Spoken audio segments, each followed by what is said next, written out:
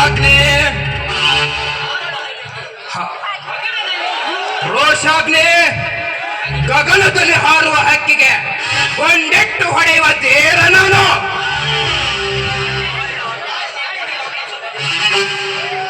ಅನ್ಯಾಯದ ಅಟ್ಟಹಾಸದಲ್ಲಿ ಪರ್ವತದ ಎತ್ತರಕ್ಕೆ ಬೆಳೆದು ನಿಂತ ಹೊಲೆಗಳು ನಾವು.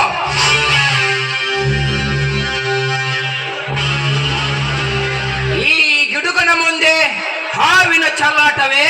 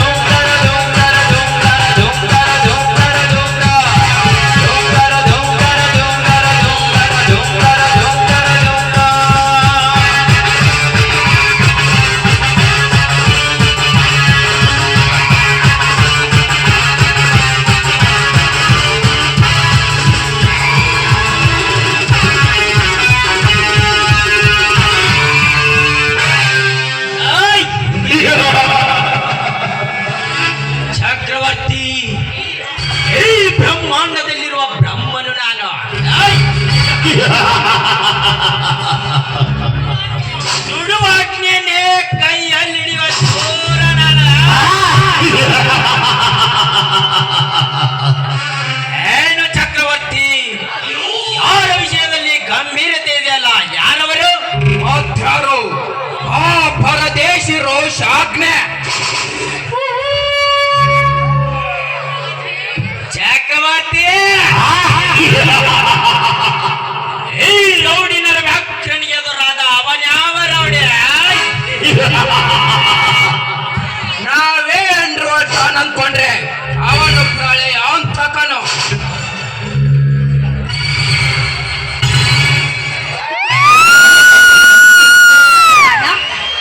ಯಾರದು ಪ್ರಳಯ ಅಂತಕ?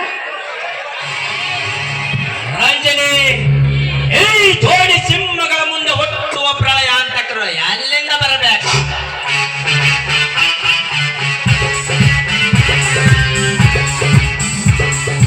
ಬಾಸ್, ನನ್ನನ್ನು ಕಾಪಾಡಿ. ಯಾಕೆ ಹೋರುದ್ರ? ಏನಾಯ್ತು? ಯಾಕೆ ಹೆದರಿರುವೆ? ನಮ್ಮ ತೋಟದ ಬದುವಿನಿಂದ 10 ಸಾಗೋಣಿ ಮರಗಳನ್ನು ಅಗ್ನಿದೇವ ರವಿ ಕಡಿಯುತ್ತಿದ್ದಾರೆ.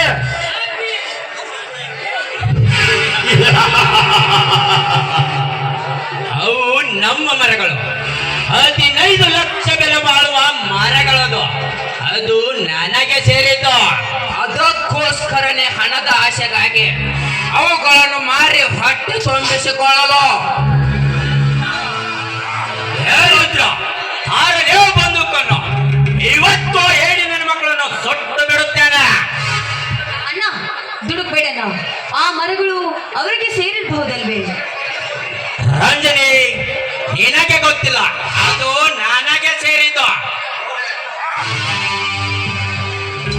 ಗೌಡ್ರೆ, ಅವರ ಬಿಸಿ ರಕ್ತವನ್ನೇ ಹಿಂದೆ ಚೆಲ್ಲಿ ಬಿಡೋಣ ಬನ್ನಿ. ಏ ರುದ್ರ, ಬಾ ತೋರಿಸೋ ಮಗನನ್ನು.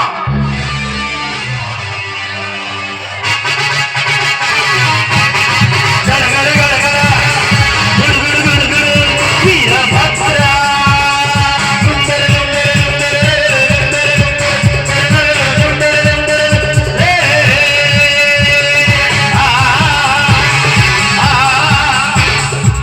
ಹೇಗಂದು ನಿಜವಾಗಿಯೂ ನೀವು ನಿಮ್ಮ ತಾಯಿಯದೆ ಹಾಲೆ ಕುಡಿದಿದ್ದರೆ ಬಂದು ಮುಟ್ಟಿ ನೋಡಿ ಅಗ್ನಿ ದೇವನನ್ನು. ಯಾಕೆ ನಮ್ಮ ಹೊಲದಲ್ಲಿರೋ ಮರಗಳನ್ನು ಕಡಿದು ನಮ್ಮವರನ್ನೇ ಹೊಡೆಯುವುದಲ್ಲದೆ ಈಗ ನನ್ನ ಮನೆಗೆ ಬಂದಿರುವೆ ಆ ಕೊನೆ. ಲೇ ಗೌಡ, ಬರೀ ಅಗ್ನಿ ಅಲ್ಲ, ಅಗ್ನಿ ದೇವ ಎಂದು ಕರೆ. ಇರದಿದ್ದರೆ ಪರಿಣಾಮ ನೆಟ್ಟಗಿರಲ್ಲ. ನಾವ್ಯಾರೆಂದು ತಿಳಿಯದೆ ಬಾಯಿಗೆ ಬಂದಂತೆ ಬೊಗಳಿದರೆ ಎಂದೇ ನಿನ್ನ ಸಮಾಧಿ ಮಾಡಿ ಬಿಡುವೆ. ಈ ಪುಂಡ ಹಿಡಿದ ಗಂಡು ಕೊಡಲಿಯ ಮುಂದೆ ನಿನ್ನ ಗುಂಡಿನ ಆಟ ಏನು ನಡೆಯುವುದಿಲ್ಲ. ನಿಮ್ಮಂತ ನಾಗರನ್ನು ಕೊಚ್ಚಿ ಹಾಕಲು ಬಂದ ಪುಂಡ ಅಗ್ನಿ ನಾನು.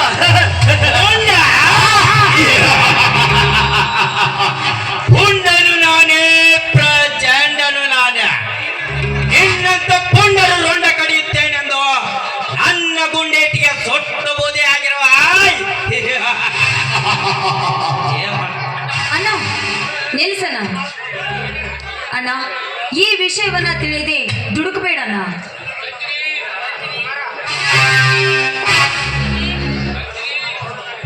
ರಂಜಿನಿ, ನಮ್ಮ ಹೊಲದಲ್ಲಿರುವ ಗಿಡವನ್ನು ನಮ್ಮ ಅಣ್ಣನೇ ತಂದು ಬೆಳೆಸಿ ದೊಡ್ಡದು ಮಾಡಿರುವನು. ಈಗ ಅವು ನಮಗೆ ಸೇರಿದ್ದು ನಮ್ಮ ಹೊಲದ ಬದುವಿನಲ್ಲಿ ಇವೆ, ತಿಳಿಯುತ್ತೆ? ಬೆಳಬೇಕಾರಿ, ಅಲ್ಲಿಯವರೆಗೂ ನನ್ನದೇ ಹೊಲವದು. ಹತ್ತು ಬಸ್ತು ಇದೆ, ಅದು ನನಗೆ ಸೇರಿದ್ದು. ನಿನ್ನ ಬಣ್ಣ ತಳದಿಂದ ನಮ್ಮಂತ ಬಡವರ ಭೂಮಿಯನ್ನು ಮೋಸದಿಂದ ಕಬಳಿಸಿಕೊಂಡ ಬಡಬಗ್ಗರನ್ನು ಬೀದಿಯಲ್ಲಿ ಬಿಚ್ಚಬೇಡುವಂತೆ ಮಾಡಿ ನಮ್ಮಿಂದ ನೀವು ಶ್ರೀಮಂತರಾಗಿರುವಿರಿ ಗೌಡ, ನಮ್ಮಿಂದ ನೀವು ಶ್ರೀಮಂತರಾಗಿರುವಿರಿ. ಅಗ್ನಿದೇವ, ಆ ಗಿಡಗಳು ನಮಗೆ ಯಾಕೆ ಸೇರಿರಬಾರ್ದು? ನೋಡಿ ರಂಜಿನಿಯವರೇ, ನಿಮಗೆ ಸೇರಿದ್ದರೆ ನಾನೇಕೆ ಅವುಗಳನ್ನು ಕುಡಿಯುತ್ತಿದ್ದೆ? ನಮ್ಮ ಹೊಲದ ಹದ್ದಿನಲ್ಲಿ ಇವೆ.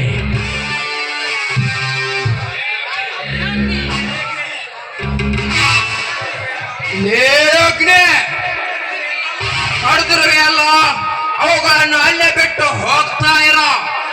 ಲೇ ರುದ್ರ, ಇನ್ನಷ್ಟು ಆಳುಗಳನ್ನು ಕರೆದುಕೊಂಡು ಅವುಗಳನ್ನು ಗಾಡಿಯಲ್ಲಿ ಮನೆಗೆ ತಾನೆ. ಹೌದು ರುದ್ರ, ಅವು ನಮ್ಮ ಮರಗಳು. ಎಲ್ಲಿಗೆ ತಾನೆ?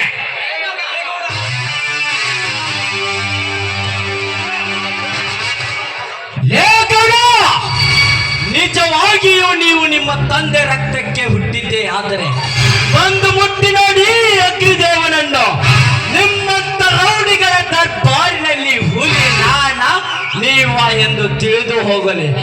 ಲೇ ಗೌಡ, ನಮ್ಮಂತ ರೈತರ ರಾಜ್ಯದಲ್ಲಿ ನಿಮ್ಮಂತ ರಾಕ್ಷಸರ ಆರ್ಭಟ ನಡೆಯುತ್ತಿದೆ ಅಲ್ಲ, ಇದಕ್ಕೆ ಒಂದು ಉದಾಹರಣೆ ಕೊಡುತ್ತೇನೆ, ತಿಳಿದುಕೋ. ಉತ್ತರ ಕರ್ನಾಟಕದ ಪವಿತ್ರವಾದ ಭರತ ಭೂಮಿಯಲ್ಲಿ ವಿಜಯಪುರ ಜಿಲ್ಲೆಯಲ್ಲಿ ಜನಿಸಿ ಆಧ್ಯಾತ್ಮದ ಅಧ್ಯಯನ ಮಾಡಿ ವಿಶ್ವಕಂಡ ಶ್ರೇಷ್ಠ ಸಂತರೆನಿಸಿಕೊಂಡ ವಿಜಯಪುರ ಜ್ಞಾನ ಯೋಗಾಶ್ರದ ಸಿದ್ದೇಶ್ವರ ಮಹಾಸ್ವಾಮಿಗಳಿಗೆ ಜ್ಞಾನ ಯೋಗಿ ಅಂತಾರ. ಹಸಿದು ಬಂದ ಬಡ ಮಕ್ಕಳಿಗೆ ಉಚಿತ ಊಟ ಹಾಗೂ ಉಚಿತ ಶಿಕ್ಷಣ ನೀಡಿ ಬಡವರ ಬಾಳಿನ ಭಾಗ್ಯ ನಿಧಿಯಾದ ತುಮಕೂರಿನ ಸಿದ್ಧಗಂಗಾ ಮಠದ ಶತಾಯುಷಿ ಡಾಕ್ಟರ್ ಮಹಾಸ್ವಾಮಿಗಳಿಗೆ ದಾಸೋಹ ಯೋಗಿ ಅಂತಾರ. ಅಂಧರಾದರೂ ಕೂಡ ಅಂತರಾಳದ ಕಣ್ ತೆರೆದು ನೋಡಿ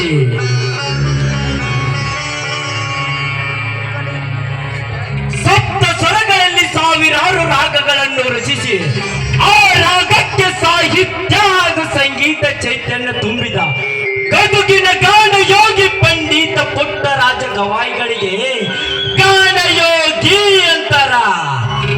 ಆದ್ರೆ ತನ್ನ ಬೆವರಿನ ಹನಿಯನ್ನು ಭೂಮಿಗೆ ಸುರಿಸಿ ಭೂಮಿಯಿಂದ ಬರುವ ಪ್ರತಿಯೊಂದು ಅನ್ನದಾನಗಳನ್ನು ಪ್ರತಿಯೊಂದು ಜೀವರಾಶಿಗಳಿಗೆ ಅನ್ನದಾನ ಮಾಡುವ ಅನ್ನದಾತನಿಗೆ ನೇಗಿಲ ಯೋಗಿ ಅಂತಾರ. ನೀನು ಯಾರ ಶಾಪಕ್ಕಾದ್ರೂ ಬಲಿಯಾದ್ರೂ ಬಚಾವಾಗ್ಬೋದು. ಅನ್ನದಾತನ ನೇಗಿಲಕ್ಕೆ ಗುರಿಯಾದ್ರ ಸಟ್ಗಂಡಕ್ಕೆ. ನೀನು ಗಾಳಿಯಾದ್ರ ನಾನು ಬಿರುಗಾಳಿ, ನೀನು ಬಿರುಗಾಳಿ ಆದ್ರ ನಾನು ಸುಂಟರ ಗಾಳಿ, ನೀನು ಸುಂಟರ ಗಾಳಿ ಆದ್ರ ನಾನು ಸುನಾಮಿ.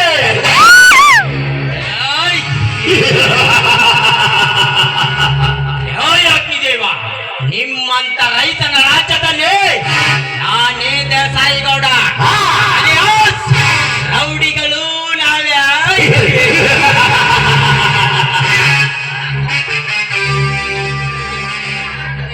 ನಮ್ಮ ಮುಂದೆ ನಿನ್ನ ಹಾರಾಟವೇ.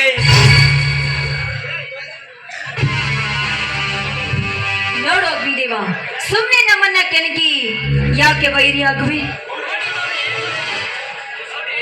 ಗೌಡ್ರಿ, ಇಷ್ಟೊತ್ತು ಮಾಡಿ ಬಂದ ಕೆಲಸಕ್ಕೆ ಅವನಿಗೆ ಕೋಳಿ ಕೊಟ್ಟು ಕಳಿಸಬಿಲ್ಲೆ. ನಿಮ್ಮ ಹೆಸರು ಹೇಳಿ ಬದುಕಿಕೊಳ್ಳಲಿ ಅಪ್ಪ ಡಾವ. ಲೇ ಚಕ್ರವರ್ತಿ,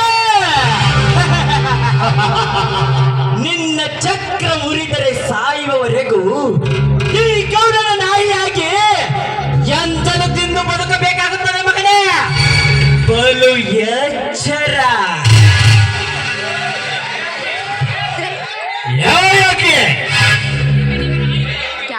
ನೀನು ಹೀಗೆ ನಿಗರಾಡಿದರೆ ನಿನ್ನ ನರ ನಾಡಿಗಳನ್ನು ಕಟ್ ಮಾಡಿ ಪೊಲೀಸರಿಗೆ ಒಪ್ಪಿಸುವ ಮಗನೇ. ಎಚ್ಚರ. ಅಣ್ಣ, ಈ ಅಗ್ನಿದೇವರ ಜೊತೆ ಜಗಳ ಮಾಡಿ ನೀನ್ ಯಾಕೆ ನಿನ್ನ ಮರ್ಯಾದೆನ ಮನ್ನಪಾಲೆ ಮಾಡ್ಕೊಳ್ವೆ? ಬಿಟ್ಬಿಡಣ್ಣ. ರಂಜಿನಿ, ಮಾನವಂತರು ಮಾನಕ್ಕೆ ಹೆದರುತ್ತಾರೆ, ಆದರೆ ಏನಿನ್ನಲ್ಲ ನನ್ನಿಂದ ಮಾನ ತೆಗೆಸಿಕೊಳ್ಳುವ ಮಾನ ಗೆಳೆಯವನು. ಲೇಗ್ನೆ ಮಾತಿಗೆ ಮಾತು ಬೆಳೆಸಿ ನಮಗೆ ಅವಮಾನ ಮಾಡಿ ನೀನು ಇಲ್ಲಿಂದ ಜೀವಂತವಾಗಿ ಹೋಗಲಾರೆ. ಯಾಕೆಂದರೆ ಈ ಧನಿಕರು ಕೆಚ್ಚದೆಯ ಹೊಲೆಗಳು. ಹುಲಿ, ನಿಮ್ಮಂತ ಕೆಚ್ಚದ ವೀರರಿಗೆ ಕಚ್ಚ ಹುಡುಕ ಸೋಳ ನನ್ನ ಮಕ್ಕ. ನಿಮ್ಮಂತ ದುಷ್ಟ ಬಳಿಕೆಗಳಿಗೆ ಇವನು ಕೆಚ್ಚದೆಯ ವೀರ. ನಿಮ್ಮನ್ನು ಕೊಚ್ಚ ಹಾಕದೆ ಬಿಡಲಾರನು ಬಲು ಯಾಕ್ಷರ.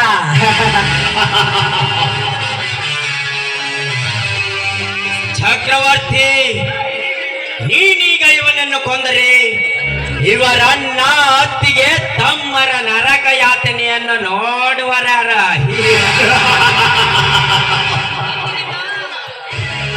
ಎಂದಿನಿಂದ ಈ ನನ್ನ ಕೆಂಗನಿಗೆ ಬಿದ್ದಾಯಿತು ಆ ಪ್ರಶಾಂತನ ಹೆಂಡತಿ.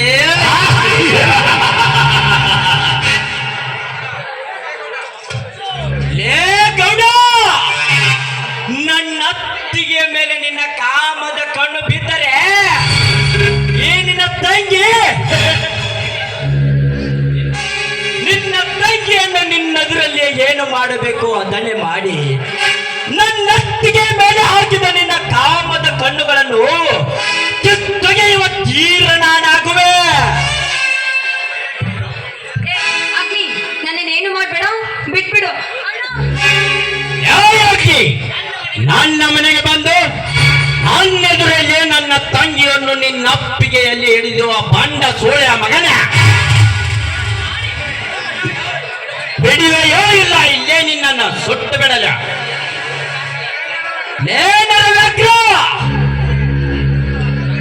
ನಿನ್ನಂತ ಕೆಟ್ಟ ಕೆಲಸ ಮಾಡುವ ಅಗ್ನಿದೇವ ನಾನಲ್ಲ.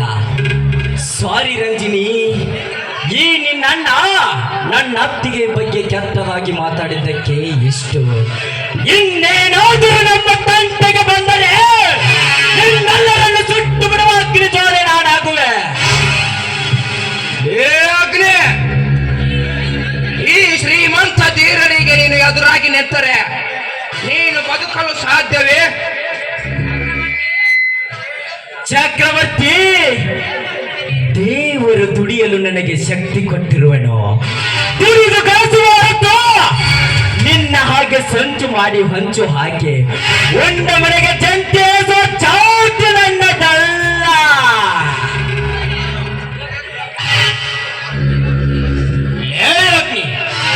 ತಂದೆ ಯಾರು, ತಾಯಿ ಯಾರು ಏನೋ ತಿಳಿಯದ ಹಚ್ಚು ಗೋಚು ನೀನು. ಆ ಪ್ರಶಾಂತ ತಂದು ನಿನ್ನನ್ನು ಸಾಕದಿದ್ದರೆ ಅಂದೇ ನಾಯಿನರಿಗೆ ಪಾಲಾಗುತ್ತಿದ್ದೆ ಮಗನೇ. ಯಾತರ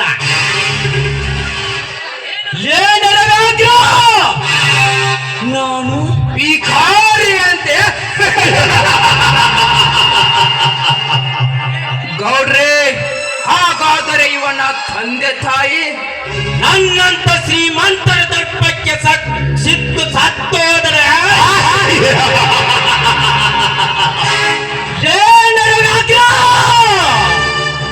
ನಾನು ಬೀದಿಯಲ್ಲಿ ಸಿಕ್ಕವನೇ.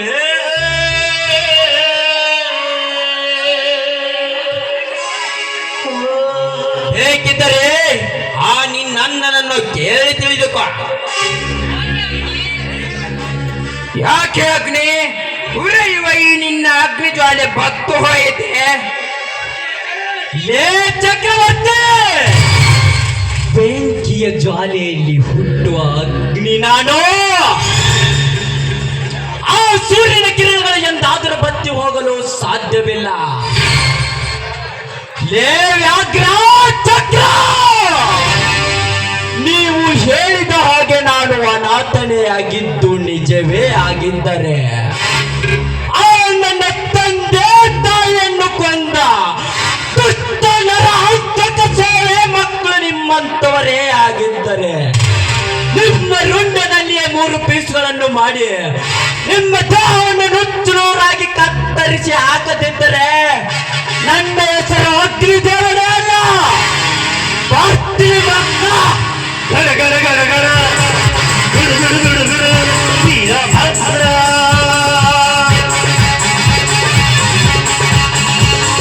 ಶಂಭೋ ಶಿವ ಶಂಭೋ ಶಿವ ಶಿವ ಶಂಭೋ, ಶಂಭೋ ಶಿವ ಶಂಭೋ ಶಿವ ಶಿವ ಶಂಭೋ.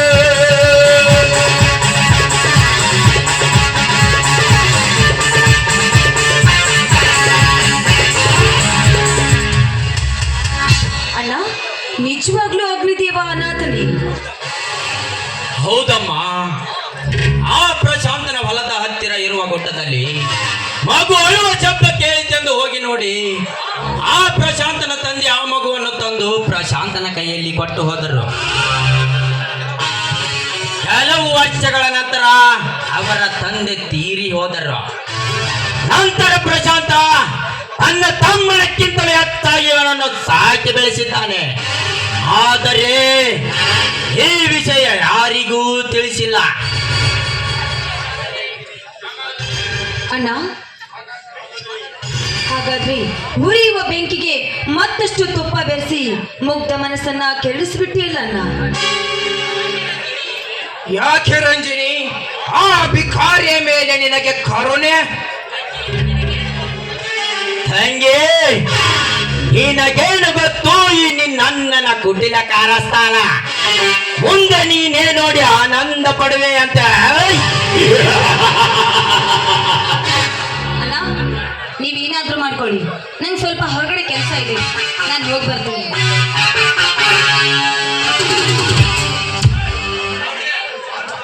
ಗೌಡ್ರಿ, ಅಂತೂ ಆ ಕೊಬ್ಬಿದ ಕೋಣಕ್ಕೆ ನಿಮ್ಮ ಬಾಣಗಳಿಂದ ತಕ್ಕ ಶಾಸ್ತಿ ಆಯ್ತಲ್ಲವೇ? ಲೇ ಅಗ್ನಿ, ಇಂದು ನಿನ್ನ ಹೊಟ್ಟಿನ ಗೊಟ್ಟನ್ನು ತಿಳಿದುಕೊಳ್ಳುವ ವಿವೇಕೇನೇನೋ?